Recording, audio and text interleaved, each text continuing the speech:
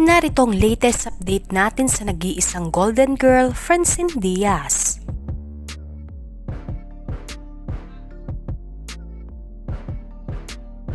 Umulan ng pagbati sa ating Golden Girl na si Francine Diaz na kabilang sa top 10 YouTube creators ngayong taong 2022.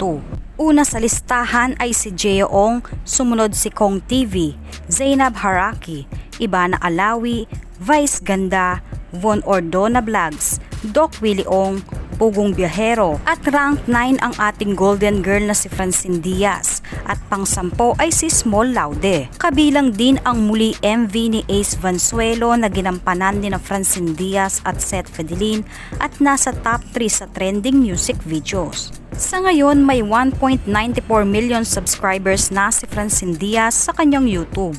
Samantala, kakauwi lang ni na Francine Diaz galing sa Korea at diretso agad sa trabaho ang Golden Girl. Ayon sa kanyang personal assistant, nakakarating lang mismo ngayon ni na Francine Diaz. Abangan dahil bukas ilalabas ang full trailer ng Dirty Linen.